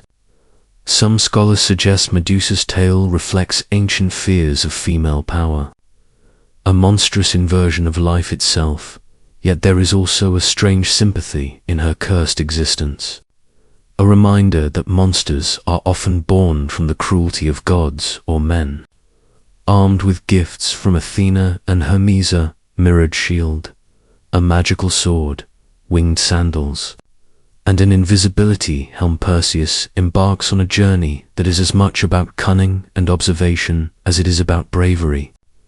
He does not confront Medusa with blind force, but with strategy, seeing her reflection in the shield, moving like a shadow, severing her head while avoiding her petrifying gaze. Yet his triumph is only the beginning. On his return, he encounters Andromeda, chained to a rock as an offering to a sea monster, her life hanging by a thread, the roiling sea threatening to claim her. Perseus's courage and decisiveness intertwine with romance and fate, for it is not only her life but her destiny he intervenes in, rescuing her with a precision born of both heroism and divine guidance. Their story is a convergence of terror, adventure, and salvation, a narrative that mirrors the chaotic interplay of gods and mortals throughout Greek myth. And yet, even the most heroic deeds cannot escape the shadow of prophecy. Perseus eventually fulfills the fate that loomed over his birth, an unintentional act that ends the life of Acrisius, his grandfather, a stark reminder that destiny is both inevitable and cruel, that the threads of fate weave in patterns beyond human comprehension. Here, in these tales of monsters, heroism, and divine entanglement, we glimpse the Greek fascination with limits of courage, of mortality, of knowledge, and the eternal tension between human agency and cosmic decree. Each myth, each daring act, becomes a meditation on power, fear, and the consequences of ambition, leaving us to wonder how much of our own lives are guided by choice, and how much by forces beyond our sight, whispering through time like echoes of a world where gods and men are never quite separate. Imagine stepping into the labyrinth of Crete, a twisting, confounding maze carved beneath the palace of King Minos, walls that seem to stretch endlessly, shadows that swallow the faintest light, and the air thick with fear and anticipation. This is the world of Theseus, the Prince of Athens, who volunteers to face a monstrous fate, to enter this labyrinth and confront the Minotaur, a creature born of unnatural union, half man, half bull, a living embodiment of both human rage and animal savagery. Each year, youths from Athens are sent as tribute, a cruel reminder of conquest and subjugation, their screams echoing unseen beneath the palace floors, a symphony of terror to which the gods themselves seem indifferent. Theseus does not enter blindly. He carries with him the clever thread given by Ariadne, daughter of Minos, whose love and cunning guide him through the maze's impossible turns. Some scholars interpret the labyrinth as a symbolic representation of the human mind, the dark and twisting corridors reflecting our own fears, obsessions, and the inescapable tangles of fate. Within this shadowy maze, the Minotaur roams, a grotesque guardian of terror, its massive body snorting and pawing at the stone, eyes glowing with an almost primal intelligence, a creature of legend that somehow bridges the natural and the supernatural. When Theseus confronts the beast, it is not only a battle of strength, but a confrontation with mortality, with the inevitability of violence, and with the raw, unrelenting power of nature untempered by reason. The killing of the Minotaur is swift, merciless, and yet tinged with the melancholy of necessity. This is a hero's triumph, but one achieved in the shadow of countless deaths and sacrifices, a reminder that glory often comes at a cost too heavy to ignore. As he retraces his steps, thread in hand, guiding himself out of the suffocating darkness, Theseus embodies both human courage and human ingenuity, a figure whose victory is as much about mind as muscle. Yet even this story, like all Greek myths, carries a shadow. The labyrinth does not vanish, and the Minotaur's legend persists, haunting imaginations and whispers of primal fears that refuse to die. It is a tale that asks us, as listeners, to ponder the monsters in our own lives, the labyrinths we navigate, and the delicate balance between love, guidance, and personal valor. Here, in the interplay of darkness and light, of cunning and brute force, Greek mythology reminds us that heroism is never simple, that every victory leaves questions, echoes, and the faint but persistent whisper of the unknown, waiting just beyond the next turn. Now, imagine the city of Thebes, its walls rising proudly against the sky, the streets filled with whispers of dread, and the weight of an unseen prophecy. Here unfolds the tragic story of Oedipus, a tale that has haunted generations with its grim inevitability. From the moment of his birth, Oedipus is marked by fate. His life entwined with a prophecy that declares he will kill his father and marry his mother. An impossible curse that no one, not even the gods themselves, can alter. His parents, King Laius and Queen Jocasta, attempt to escape destiny, leaving the infant exposed. A cruel and desperate act intended to defy the divine will. Yet the threads of fate are unyielding. Oedipus is rescued, adopted, and raised in another city, unaware of his true lineage. His innocence a fragile illusion hiding the looming catastrophe. As he grows, his intelligence and determination become evident, traits that will both save and doom him. In a twist of tragic irony, he leaves the city of his upbringing to avoid harming those he believes are his true parents, only to encounter Laius on a lonely road. A dispute escalates into violence, and Oedipus kills the man in a fit of rage, unknowingly fulfilling the first part of the prophecy. Thebes, meanwhile, is struck by the plague, and the city's people, desperate for salvation, seek the killer of Laius, not knowing the terrible truth will strike closest to the heart. Oedipus, famed for his wit and determination, pursues the investigation relentlessly, solving the riddle of the Sphinx and winning the love of Jocasta, unaware she is his mother. This convergence of fate and ignorance paints a grim picture of human vulnerability, the inescapable web woven by the gods. When the truth finally emerges, the revelations are unbearable. Jocasta takes her life, and Oedipus blinds himself, a symbolic act of punishment, insight, and despair. The story resonates not just as a myth, but as a meditation on destiny, the limits of human knowledge, and the fragile boundary between triumph and ruin. It is a tale that leaves a lingering unease, a sense that knowledge and ignorance are intertwined, that our efforts to escape fate may only draw it closer, and that the gods or the universe move with a logic beyond human comprehension. As we leave Thebes, the echoes of Oedipus's cries and the weight of prophecy follow us, a haunting reminder that even heroes are not free from the shadows of destiny. And the next myth waits to plunge us even deeper into the intricate web of human ambition, error, and divine intervention. Picture a world beneath the living, a shadowed kingdom carved from darkness and silence, where the air is heavy with the whispers of the departed and the cold touch of inevitability lingers on every stone. This is Hades, the underworld of Greek imagination, a place both feared and revered, where the dead journey to their eternal fates and the gods of death, unseen by mortals, hold absolute sway. At the heart of this realm sits Hades himself, somber and implacable, ruling over a land without sunlight, yet ordered with rules and boundaries that even the living dare not cross. His queen, Persephone, brings a complex rhythm to the underworld, embodying both despair and renewal, caught between the darkness of her husband's domain and the fleeting warmth of the living world above.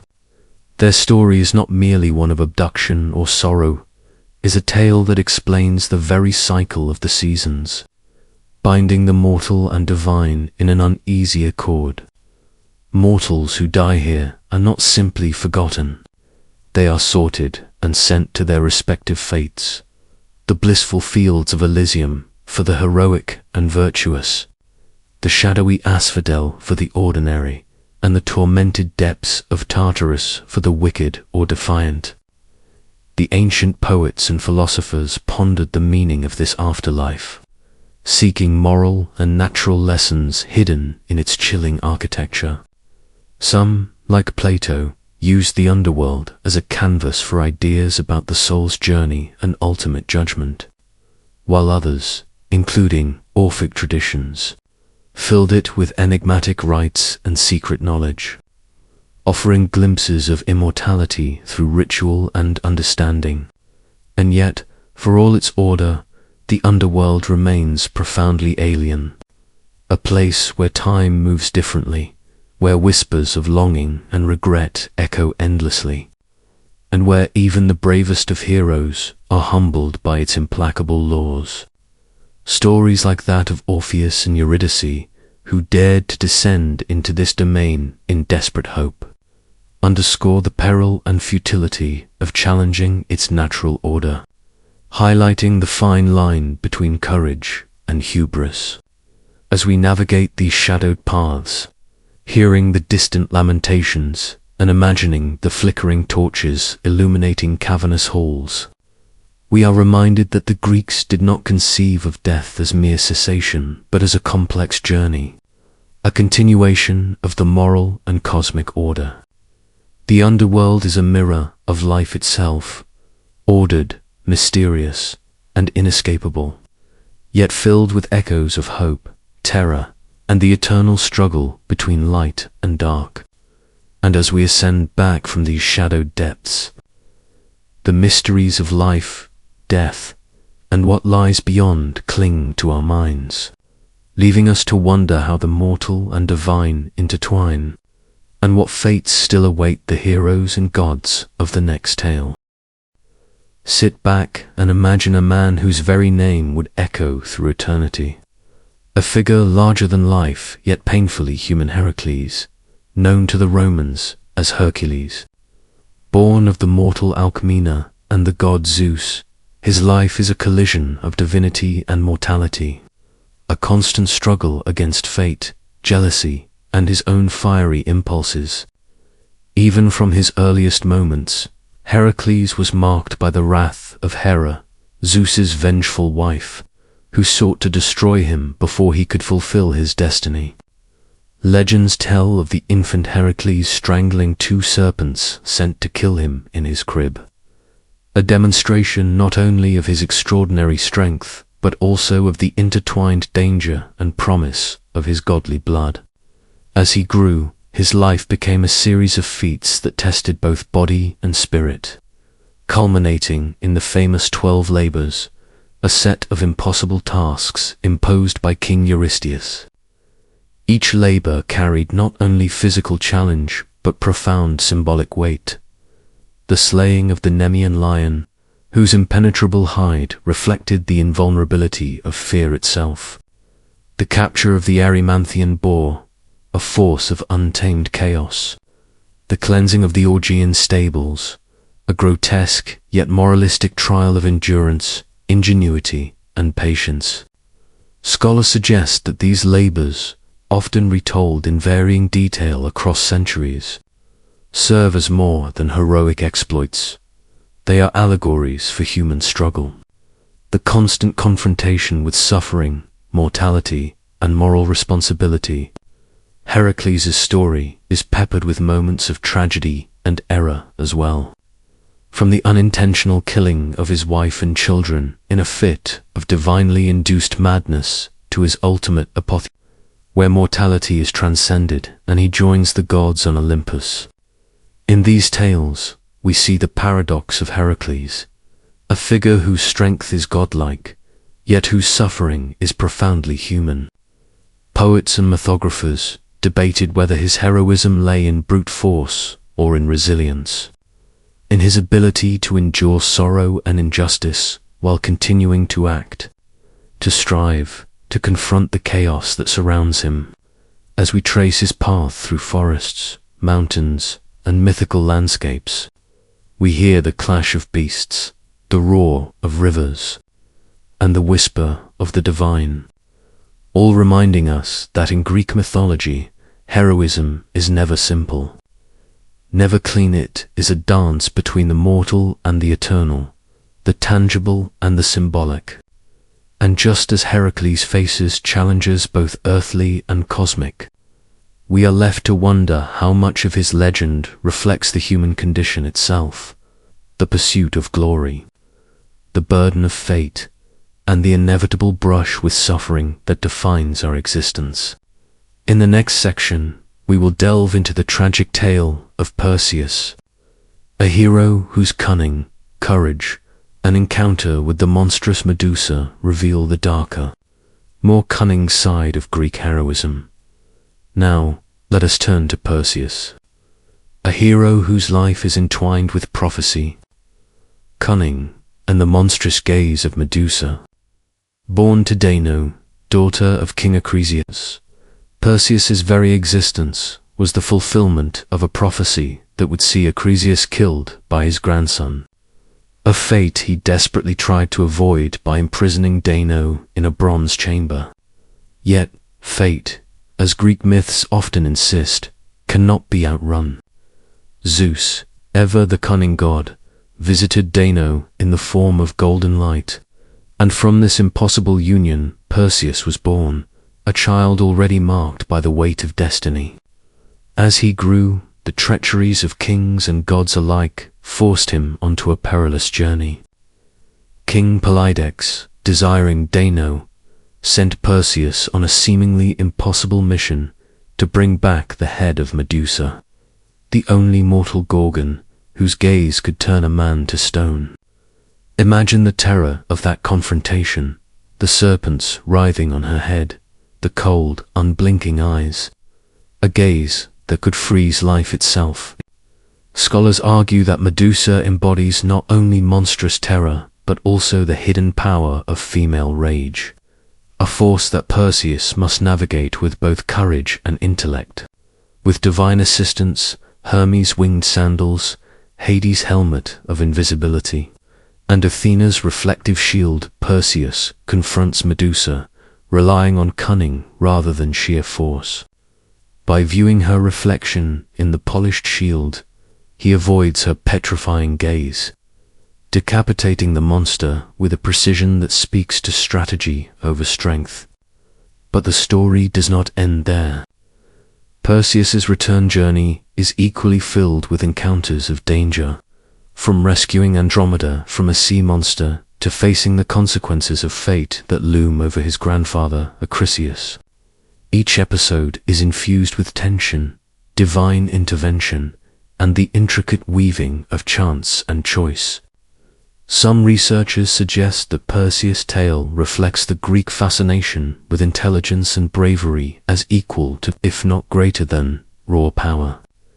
The journey of Perseus, from a boy marked by prophecy to a hero navigating monsters and gods, demonstrates the Greek belief that heroism is as much about wit, cunning, and moral courage as it is about physical strength. As his story unfolds, the echoes of fate, divine trickery, and mortal cunning linger in the air, inviting us to consider the delicate balance between destiny and agency. And as Perseus' adventures draw to a close, we are left poised on the edge of curiosity, ready to step into the labyrinthine world of the tragic and ingenious Theseus, a hero whose life will challenge our understanding of courage, cunning, and the very nature of heroism itself. Next, we move to the labyrinthine tale of Theseus, a hero whose story is woven from courage, cunning, and the haunting shadows of Minos Crete, born to Aegeus, king of Athens and Aethra, a woman visited by both mortal and divine hands. Theseus' birth already carries a sense of mystery and duality. The boy grows, guided by signs and tokens of his lineage, until the fateful moment when he lifts the boulder concealing his father's sandals and sword, a symbolic initiation into a destiny he could no longer evade. Athens, a city teetering on the edge of vulnerability, sends tributes to Crete, young men and women destined to be devoured by the Minotaur, a monstrous offspring of a cursed bull and the queen Pasiphae. The labyrinth, a twisting, confounding prison, is more than stone and mortar. It is a metaphor for the dark complexity of human fear, the inescapable tangle of destiny, and the perilous path to heroism. Theseus volunteers to face this terror, armed not only with strength but with intelligence, and, crucially, with the help of Ariadne, whose thread becomes both literal and symbolic, a lifeline of reason and guidance through chaos. Scholars suggest that the labyrinth itself represents the psychological and moral challenges every hero must navigate, a space where courage alone cannot ensure survival. With Ariadne's thread wound around his arm, Theseus descends into the dark heart of the maze, the walls echoing with the monstrous roars of the Minotaur, the very embodiment of untamed, primal force. The confrontation is swift, yet terrifying. Theseus, moving with strategy and precision, strikes down the beast, a triumph not of brute force alone, but of intellect, courage, and the ability to navigate complexity. Emerging from the labyrinth, he claims victory. Yet his story is shadowed by tragedy, the forgotten sail signaling his father's death. The promise of joy turned to grief, a reminder that even the cleverest hero cannot fully escape the capriciousness of fate. Theseus' journey, from the lifting of the boulder to the escape from the labyrinth, encapsulates the Greek fascination with the interplay of heroism, cunning, and the often cruel designs of destiny. His tale invites us to consider the fragile balance between human agency and divine or fateful forces, the triumphs that are inseparable from tragedy, and the enduring lesson that the path to greatness is never free of peril. As we leave Theseus in the aftermath of his labyrinthine conquest, the echoes of monsters, clever strategies, and shadowed destinies linger, preparing us for the final, encompassing chapter, the complex, interwoven pantheon of gods and heroes whose myths continue to haunt the imagination, long after their stories were first whispered in ancient Greece. From the heroic exploits of mortals, we turn our gaze to the tumultuous realm of the Olympian gods, whose dramas, rivalries, and passions ripple across the fabric of the cosmos, shaping the fates of both men and mortals. The Greek pantheon is not merely a collection of divine figures, it is a theatre of immense power, jealousy, and desire, a mirror to human nature magnified to cosmic proportions. At the center stands Zeus, king of the gods, wielding thunder and authority, yet often ensnared by his own desires and the intricate politics of Olympus. Hera, his queen, embodies both regal dignity and relentless vengeance, her wrath unleashed against mortals and immortals alike who dare cross her path. Poseidon, god of the seas, stirs tempests with a flick of his trident, while Hades reigns over the shadowed domain of the dead, a silent, inexorable presence whose realm is as fearsome as it is inevitable. Each deity possesses spheres of influence, but their stories overlap, intertwining like the branches of an enormous ancient tree, where one action or slight reverberates across the lives of gods and men. Myths recount the punishments of mortals who offend divine will, from Prometheus, bound to a rock for stealing fire to empower humanity, to Sisyphus, condemned to endlessly roll a boulder up a hill, only to watch it tumble back down at ceaseless. Symbolic torment reflecting human struggle against fate and cosmic order. Meanwhile, goddesses like Athena, Aphrodite, and Artemis navigate spheres of wisdom, love, and the hunt, influencing human endeavors and conflicts with both subtlety and direct intervention.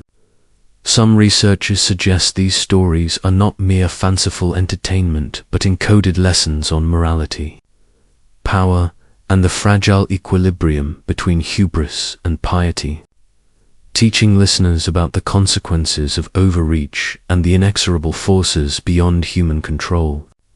The myths of Olympus also reveal a striking intimacy, the gods' emotions. rivalries, and desires mirror the very human experiences they oversee, inviting mortals to contemplate the universality of love, jealousy, ambition, and cunning. And yet, despite their grandeur, these tales never resolve neatly. Rivalries erupt, alliances shift, and the interplay of fate and choice remains as unpredictable as the winds Poseidon commands. As we descend from the heights of Olympus, lingering in the echoes of divine squabbles, mortal suffering, and heroic triumphs, we sense the vast, interwoven tapestry of Greek mythology in all its complexity, a world where gods and humans dance together in endless cycles of creation, conflict, and consequence. The stage is set for our final exploration, where we examine how these myths survived centuries, transformed by poets, philosophers, and historians, yet always retaining the power to captivate, teach, and haunt the human imagination.